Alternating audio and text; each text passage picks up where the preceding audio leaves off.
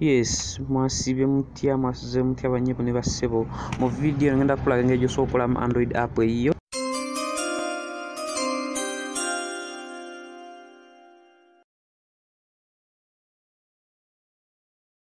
Bino si byakufera. App eno gyolabako wano gyensankulinze mu green. Nze yagyekolera nze kennyini. Ne app eno gyolaba wano mu blue gyensankulinze nze kennyini nze yagyekolera. Ngera nkozesa app emanyikiddwa nga AIDE. App eno emanyikiddwa nga AIDE yeno wano Android eyo ekola game za Android. Utamala nnyo biseera bingi katugende mu app eno balage basics engeri gyekolamu. Kati app eno oba omaze oginstallinga egenda tandikira ku main menu egenda okufaananako bweti. Ngenda teekawo linki za mirundi ebiri wansi mu description. Link esooka egenda kubanga ekutwala ku Play Store. Link eyokubiri egenda kubanga ekutwala ku website endala gy'ogenda odownloadinga app eno ennyini version gye nnina. Bw'onaasalawo ogenda ku Play Store ojja kuba osasula okozesa features ezimu. Naye bw'onaagenda ku app eno mu options gye nkugambye eri website, features zino zonna zigenda kubeera unlocked. Kitegeera? Kugambye ejja kubeera patched, kye bayita patching. Ngenda kukolawo ne video engeri gy'oyinza okupatchingamu zi app ezimu.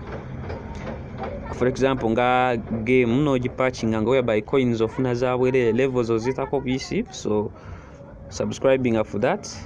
Okay, kati nga wena gambe tugenda kukola Android app. So in this example tugenda basically nga ku wano Android apps. Osobola okukola website, osobola okukola Android games. Website wano ngenda kubalaga engeri gy'oyinza okukola mu website eyo mu Uganda, then no hosting free on the internet, then bakuwa ne domain name ya bwerere. Naye ku example eno katugende ku Android apps. Okay, kati wano scrollinga wansi n'ogenda for export onyigawo. Bw'onyiga for export, of course ejja kuleeta mu file manager yo nga bw'olengera directory eno. Nga bw'olengera directory eno wano. Directory eno eri mu storage Android internal storage, then app project. Kati wano wena nyiga wano create a new project, onyigawo ne kubuza project gy'oyagala okucreatinga. Nga bwe mbagambye ngenda bayigiriza engeri gy'osobola okukola mu website eyo n'ogiteekayo ku kitimba buli muntu yenna asobola okuba nga agiraba. Naye for this example tugenda nyiga ku new Android app. Onyigawo ng'egamba create a new project Android app. Wano ng'ogituuma erinnya. Ngenda kubeera basics kanjiwa erinnya eritali lizibu nnyo. Erinnya ki? Love Ganga. Enda jiwa erinnya Love Ganga.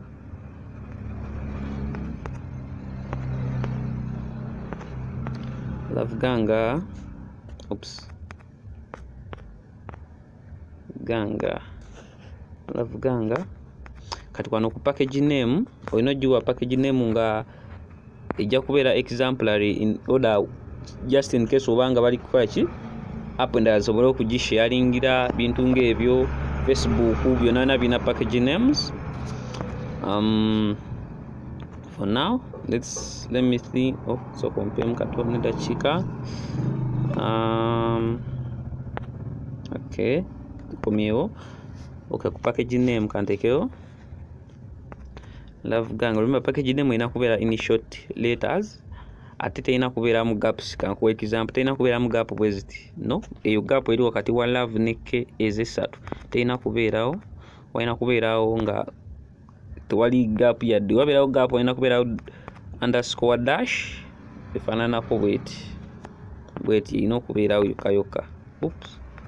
Wentadde obula tebabukkiriza. Underscore dash yoka ino obeerawo. N'olwekyo wano ku company, my company, osobola oteekawo erinnya lyo nga yagikoze nti by Rick Miles. Kantikewo by Rick. Okay, kati app bwetu app njagala ebeere wano ku name wasookera ddala waggulu wagenda obeera erinnya lyayo, erinnya lya app nga bwe bagiyita olirya jjo kubanga asobola okulaba. onyiga ku create mwenyiga creating a running a template eri empty bane busanga video nga ya mugaso kinga subscribing okati wano tutandikidde ku screen gye tuleseko efaanana bweti bwe nsomamu wano waggulu kigamba linear layout wane gamba text view kati wano ku text view waliwo Android kigambo kino Android biki text Android text which is string hello world. Okay, kati text setting bwa nga bwe nagambye oba o downloading ze link eri tali ya Google Play Store app eno bonabo gifunye ogenda kuba osobola okukozesa features ezenjawulo ziteekamu ka kamera ka screen wano okolabako ekifaananyi waggulu wano ka screen ako bwenkanyigako kagenda kundeeta mu giyite nga environment wensobola olaba interface wefaanana sanniiki omubeddhi yatusomesa ku kiyitibwa interface kyekyo omuntu kyolaba nti bw'onyiga wano okole kino nyiga wano zannyo oluyimba naye ekibeera mu backend yebeera programming kati kansooke nkyuse theme tekewo light theme kati text view eno gyolaba wano wakati wano era bwenjinyigako ndowooza ogiraba efuka ya bbulu kati waggulu wano ki ekizze eneze interface okusobola okudesigningira waggulu wano waliwo title linear layout ne text view ekiraga nti text view eri mu linear layout. Okay, can get back kati osobola dot zino waggulu wano kanyige ku ezo dot ngere kulaga linear layout text view. Linear layout eno gitwale nga container whereby osoteekamu ekintu ekyenjawulo nga ekifaananyi osoteekamu epensa button osoteekamu text view akabox koyinza oyingirizaamu ebigambo osoteekamu ekifaananyi osoteekamu video osoteekamu ekintu kyonna yeno kye bayita linear layout ye layout ebintu byonna musobola biteeka. For example,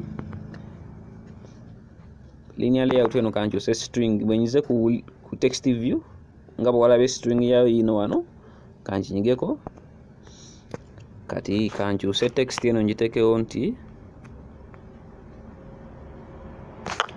I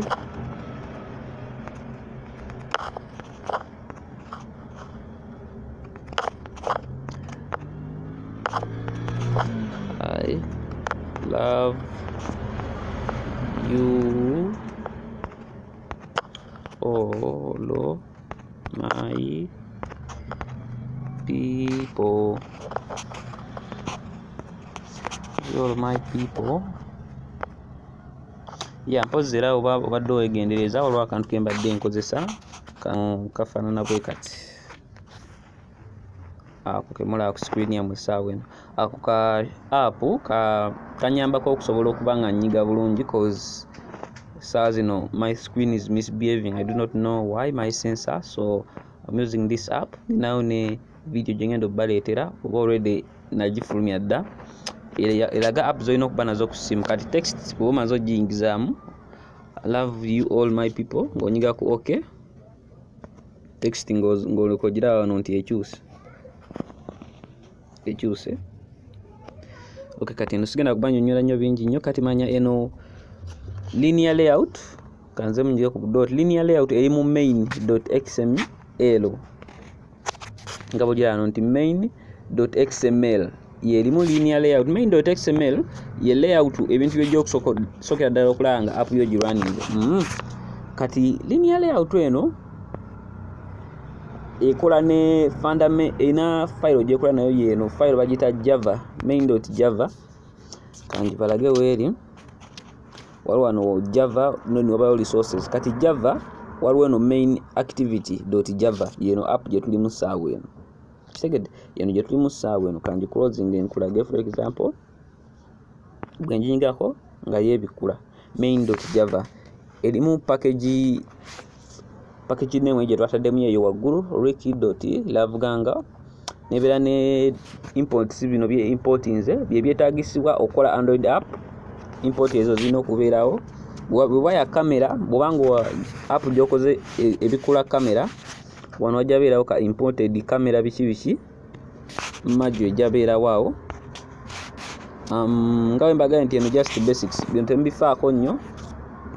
Example eno just njala balaga bitonotono. Kati bwe tuwandika code za gundi tuziteeka wano. Code gye twagala yonna ebeeko nekyekola nti onyize pensa oyagala genda ku kamera wano tujja wandiika code yonna nti ki nti tutwala kamera. For example toss, kandikako ka toss message ka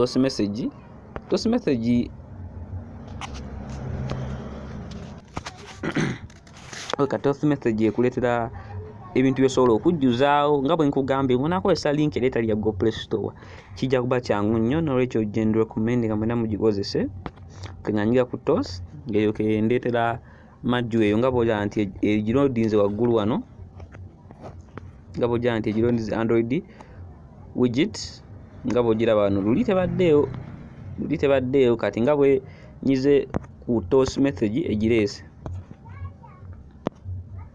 Kati toss ngonyigawo dot ngere ekuleetera feelings make nga nyiga ku make text. Kati kano nga nyigawo this nga nyigawo ka this nga bw'olaba nti ekulagane era nga nyigawo bu dot nga nyigawo bu dot obulala bwe buti nga nteekawo my app. So teekawo ekigambo kyonna kyoyagala onyiga ku bu dot ngero ossaawo semicolon nga onyiga neeta kigambo toast ngera kyereeta wano onyigawo dot. Kati wano ng'oselectinga obudde bweyagala akantu kano kalabike. Kati kanyige ku long such that musobola okukalaba no closing a bracket nonyigawo dot otikawo comma show which is SHOWS kikyawo. Then Android app zonna code zonna zoba okozesa mu Java zisembyayo semicolon zizina ebbiri. Okay, kati bw'oba omaze okweditinga byeditinga ng'onyiga ku play eri waggulu wano waggulu manjinyigako building Android app. If you have not subscribed bana subscribing, otherwise bino biba bikulemye tokkirizanga bintu kuyitako. Okay, oyinza okuba weebuuza lwaki mba njiga engeri y'okukola Android app eyiyo. Bw'oba nga nze ng'ebiseera bisinga olina ekintu kyoyagala mu app ekole naye nga tesobola kukikola, oyiga programming n'okyekolerako gwe mwennyini, okitegeera? Okay, kati nga bwe nagambye erinnya lya app liryo liraba waggulu ng'onyiga ku install. Nkulindako installing. N'ekyokubiri bwe banga eraze internal storage full waggulu wano eyinza obutasobola ku installing app yo, n'olwekyo olina making sure nti ki olinako internal storage emala, kubanga zino app bwe beera eginstallinga package installer esooka ne gistaginga. Mu gistaginga eba ejja files z'omunda eba ezidecryptinga then nezinstallinga ku internal storage, so kiba kitegeeza obeeko ne space. N'ekyokubiri banemulike musubscribing, yes, nga busobola aba app ebadde installed. Kati kanyige ku open. Katos message mukalaba my app wansi wano, kadde kazze wansi wano, katos kazze mu area wano wansi, ekigambo kyenyizeemu I love you all people nga mukiraba wano. Okay, kati mu stage eddako ngenda kubalaga app eno nga njongeddemu. Bwe muna subscribing ku episode eddako jukire ngenda bila series ku episode eddako ngenda teekawo ekifaananyi nteekawo n'amalowoozi text view bintu ng'ebyo. App eno ngi modifying era teekawo wansi mu link description kikyo oyagala nteeke mu app eno, kitegeera? Oyagala app nkole kikaaki subscribing for that video. Mwebale nnyo, mwebale ddala.